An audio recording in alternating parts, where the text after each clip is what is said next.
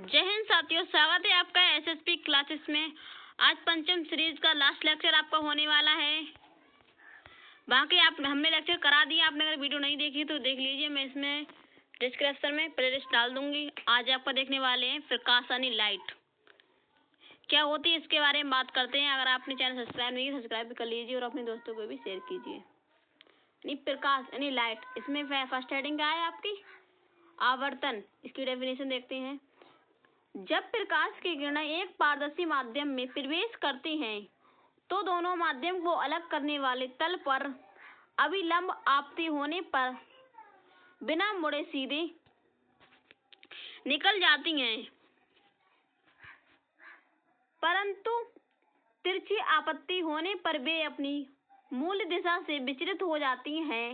इस घटना को प्रकाश का आवर्तन कहते हैं। जब प्रकाश की कोई किरण विरल माध्यम से संगन माध्यम में प्रवेश करती है तो दोनों माध्यम के पृष्ठ पर खींचे गए विलंब की ओर झुक जाती है तथा जब किरण संगन माध्यम से विरल माध्यम में प्रवेश करती है तो वह अविलंब से दूर हट जाती है। लेकिन जब जो किरण अविलंब के समांतर प्रवेश करती है उनके पथ में कोई परिवर्तन नहीं होता है। अब देखेंगे आवर्तन के नियम क्या हैं। अपवर्तित किरण, अविलंब तथा अपवर्तित किरण तीनों एक ही समतल में स्थित होते हैं। किन्हीं दो माध्यम के लिए आपतन कोण के ज्या यानी साइन तथा आवर्तन कोण के ज्या का अनुपात एक नियतांक होता है, अर्थात जैसे सीनी अपॉन सीनर बराबर माइक्रो नियतांक।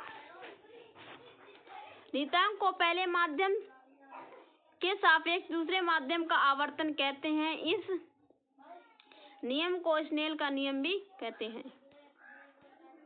आइए आगे देखते हैं। किसी माध्यम का आवर्तन भिन्न भिन्न रंग के प्रकाश के लिए भिन्न भिन्न होता है। तरंगदैर्घ्य बढ़ने के साथ आवर्तन का मान कम हो जाता है अतः लाल रंग का आवर्तनांक सबसे कम तथा बैंगनी रंग का आवर्तनांक सबसे अधिक होता है। ताप के बढ़ने पर सामान्यतः आवर्तनांक घटता है, लेकिन यह परिवर्तन बहुत ही कम होता है। नेक्स्ट पॉइंट देखते हैं।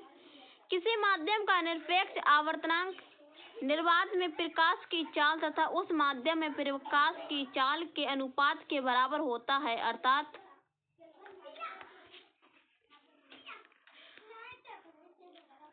निर्वात आवर्तनांक म्यू बराबर निर्वात में प्रकाश की चाल अपॉन माध्यम में प्रकाश की चाल।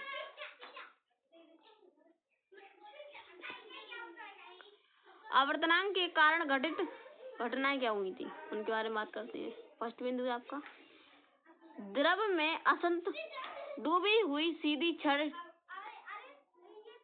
टेढ़ी दिखाई पड़ती है। यानी किसी पानी में आप मान लो ये आपका क्या है, पानी है, ये क्या है, द्रव है, ठीक है।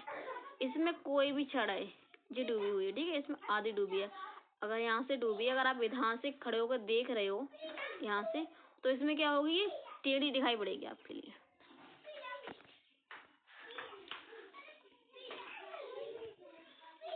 तारे टिमटिमाते हुए दिखाई पड़ते हैं। थर्ड क्या है, सूर्योदय के पहले सूर्यास्त के बाद भी सूर्य दिखाई देते हैं।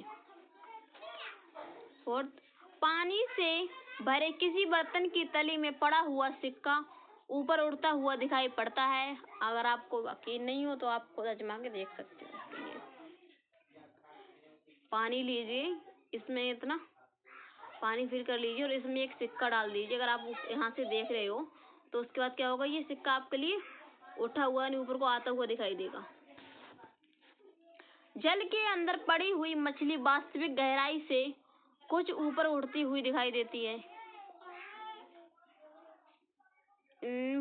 परावर्तन के बारे में बात करते हैं।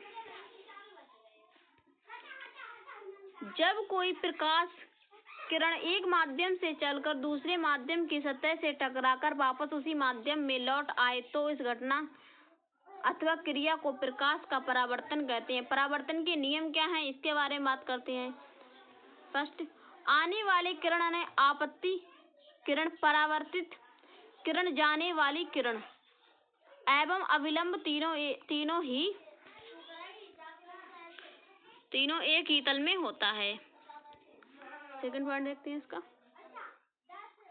आवर्तन कोण परावर्तन कोण के बराबर होता है अतः I बराबर R। इसका अर्थ यह निकलता है कि जितने कोण पर कोई प्रकाश किसी आईने पर गिरेगी उतनी ही कोणे से गिरने पश्चात वापस चली जाएगी।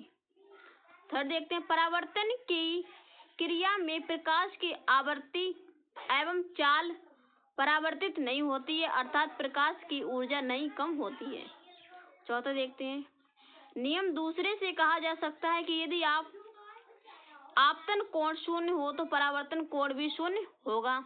इस स्थिति में प्रकाश जिस मार्ग से आती है उसी मार्ग में वापस चली जाती है।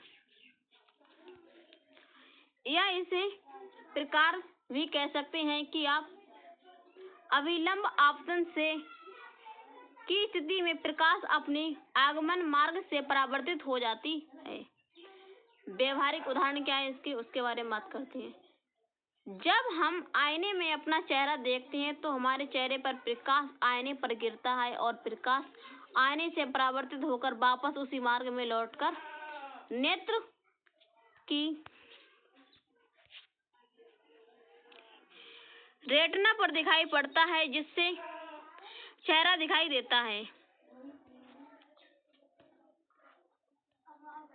मोटरसाइकिल, ट्रकों, बसों में ड्राइवर के बसें लगे आगे मृग में यही क्रिया होती है, अर्थात पीछे या बगल की बस में परावर्तन के कारण ही दिखाई देती हैं। पूर्ण आंतरिक परावर्तन क्या होता है, इस पे बात करते हैं। एक प्रकाश की परिघटना जिससे प्रकाश की किरण किसी माध्यम के तल पर ऐसे कोण पर आपतित होती है कि उसका परावर्तन उसी माध्यम में हो जाता है। इसके लिए आवश्यक शर्त यह है कि प्रकाश की किरण अधिक आवर्तन के माध्यम से कम आवर्तनांक के माध्यम में प्रवेश करे, अर्थात सघन माध्यम से विरल माध्यम में प्रवेश करे तथा आपतन कोण का मान क्रांतिक कोण से अधिक हो। प्रकाश की तंतुओं का कार्य पूर्ण आंतरिक सिद्धांतों के पर ही आधारित है। इसमें क्या कह रहा है, जो प्रकाश तंतुओं का कार्य होता है वो पूर्ण क्या होता है, आंतरिक परावर्तन के सिद्धांत के कारण ही किस पर आधारित है। प्रकाश का प्रकीर्णन क्या है, इससे बात करते हैं। जब प्रकाश अणुओं, परमाणुओं व छोटे छोटे कणों में आपतित होता है तो उसका भिन्न दिशाओं में प्रकीर्णन हो जाता है। जब सूर्य का प्रकाश जो कि 7 रंगों का बना होता है वायुमंडल से गुजरता है तो वह वायुमंडल में उपस्थित कणों द्वारा विभिन्न दिशाओं में प्रसारित हो जाता है। इस प्रक्रिया को ही प्रकाश का प्रकीर्णन कहते हैं। आकाश का रंग सूर्य के प्रकाश के प्रकीर्णन के कारण नीला दिखाई देता है। प्रकाश का वितरण देखते हैं। यदि किसी प्रकाश स्रोत व पर्दे के बीच कोई अपारदर्शी अवरोध रख दिया जाए तो हमें पर्दे पर अवरोध की स्पष्ट छाया दिखाई पड़ती है। इससे प्रतीत होता है कि प्रकाश का संचरण सीधी रेखा में होता है, लेकिन यदि अवरोध का आकार बहुत छोटा हो तो प्रकाश अपने सरल रेखीय संचरण से हट जाता है व अवरोध की किरणों पर मुड़कर छाया में प्रवेश कर जाता है। इस घटना को प्रकाश का विवर्तन कहते हैं। प्रकाश का तरंगों का व्यतिकरण क्या होता है, इससे बात करते हैं। जब समान आवृत्ति व समान आयाम की 2 प्रकाश तरंगे जो मूलतः एक ही प्रकाश स्रोत से एक ही दिशा में संचारित होती हैं तो माध्यम के कुछ बिंदुओं पर प्रकाश की तीव्रता अधिकतम व कुछ बिंदुओं पर तीव्रता न्यूनतम या शून्य पाई जाती है। इस घटना को ही प्रकाश का व्यतिकरण कहते हैं। इसी कारण तेल की पर्दे व साबुन के बुलबुले रंगीन दिखाई देते हैं। प्रकाश तरंगों का ध्रुवीकरण क्या होता है, इस पे बात करेंगे। जब दो कारें एक दूसरे की ओर आती हैं तो उनके प्रकाश के चकाचौंध से दुर्घटना हो जाती है। इसे रोकने के लिए कारों में पोलराइडों का उपयोग किया जाता है। सिनेमाघर में पोलराइड के चश्मे पहनकर 3 विमाओं वाले चित्र को दिखाया जाता है। आगे देखते हैं, प्रकाश का वर्ण विक्षेपण क्या होता है। जब सूर्य का प्रकाश किसी प्रिज्म से गुजरता है तो यह आवर्तन के पश्चात प्रिज्म के आधार की ओर झुकने के साथ साथ विभिन्न रंगों के प्रकाश में बढ़ जाता है। इस प्रकाश से प्राप्त रंगों के समूह को वर्णक्रम कहते हैं तथा प्रकाश के इस प्रकार अवयवी रंगों में विभक्त होने की प्रक्रिया को वर्ण विक्षेपण कहते हैं। बैंगनी रंग का विक्षेपण सबसे अधिक एवं लाल रंग का विक्षेपण सबसे कम होता है। परावर्तन, पूर्ण आंतरिक परावर्तन तथा